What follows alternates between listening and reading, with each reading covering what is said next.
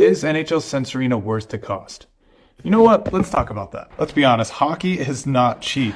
An extra ice time can cost over $150 an hour, and hockey camps cost hundreds.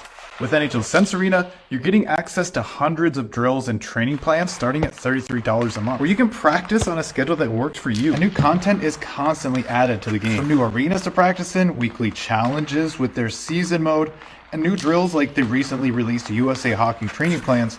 This is such a great training tool for any hockey player or goalie. While hockey is definitely expensive, this is just over $1 a day. So, what are you waiting for? Level up your off-ice hockey training with NHL Sensorina.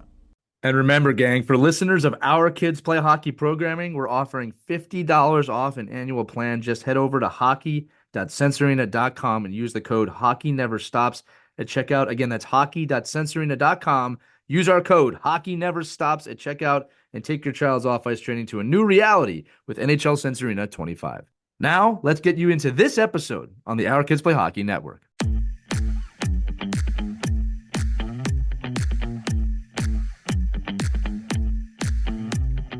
Hello, hockey skaters and goalies around the world, and welcome back to another edition of the Ride to the Rink. I know a lot of you out there have big dreams. Maybe it's playing in the NHL, the PWHL, or maybe even being an Olympian one day. So to talk to you today, we tried to find someone that might have some experience at the Olympic level.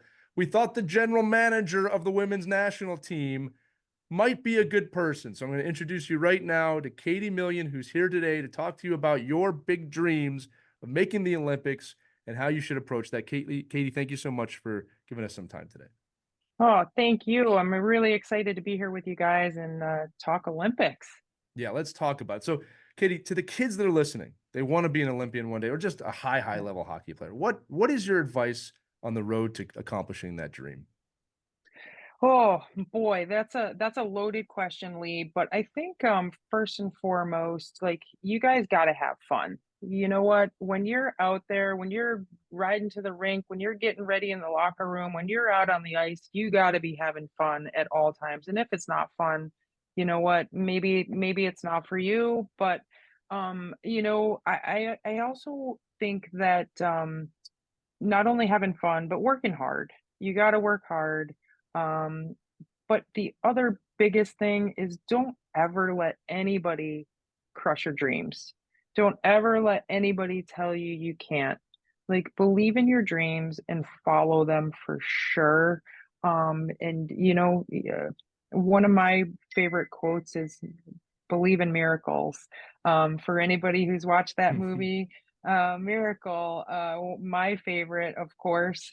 Hopefully it's yours, but those guys had a dream and they made it happen and they won a gold medal because of it. And I think anything is possible if you believe in your dreams and you keep working hard at them. You know, one of the things my father used to tell me and other parents was that you don't have to necessarily support the dream, but you should support the right to have a dream. And I think that that's something that more kids and more people, even adults, should share, right? And it's okay to have big dreams, even if you don't accomplish them, because I think you'll learn a lot more along the way of trying to accomplish those dreams than if you didn't try at all, right? So one of the things I want to talk about too is the aspects needed to make an Olympic team, especially for the young kids. Yeah. So kids, listen, talent is needed.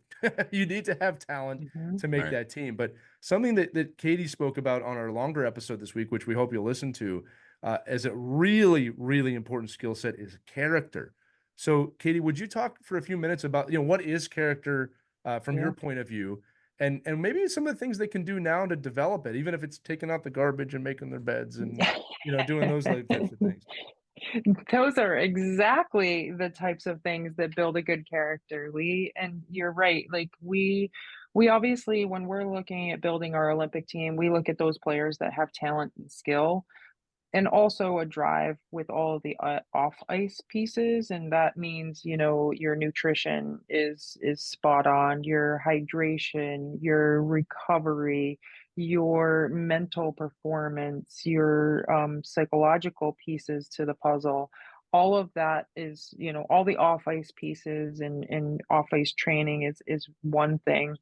But as we talked about earlier, character is a huge thing for us. And you just, you know, you look at our teams, and most every person on our team has high elite special character. And what does that mean? That means being a good person. That means helping your teammates. That means, being coachable. That means, taking out the garbage for mom and dad and doing your chores and doing your homework and being a good student, being a good teammate, helping others, just, being I boil it down to being just a good person.